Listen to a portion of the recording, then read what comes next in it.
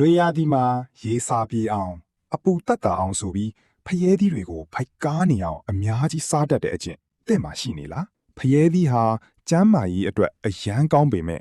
တင်တာစီးချိုသမားဒါမှမဟုတ်အစာအိမ်မကောင်းတဲ့သူဆိုရင်တော့သတိထားတဲ့အချက်လေးတွေရှိပါတယ်မင်္ဂလာပါ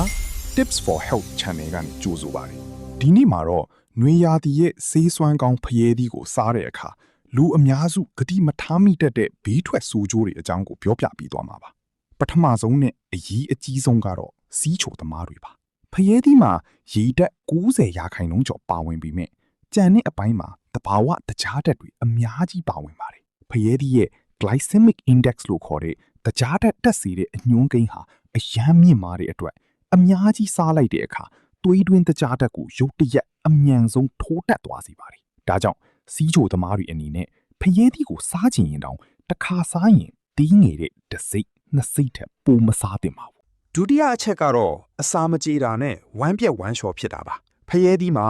lycopene လို့ခေါ်တဲ့ဓာတ်တိုးဆန့်ကျင်ပစ္စည်းအများကြီးပါဝင်ပါတယ်အဲ့ဒီဓာတ်ဟာအသင့်စားရင်နှလုံးအတွက်ကောင်းပေမဲ့ဖယဲသီးအများကြီးစားလိုက်လို့ lycopene ဓာတ်တွေလွန်ကဲသွားတဲ့အခါ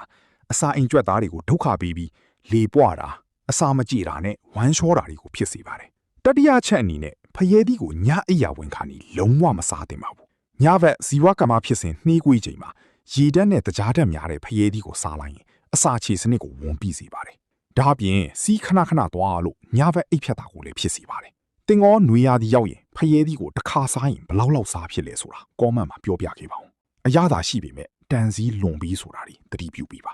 ဒီဗီဒီယိုလေးကအကျိုးရှိတယ်ဆိုရင် like နှိပ်ပြီးတငယ်ချင်းတွေကိုပါမျှဝေပေးလိုက်ပါ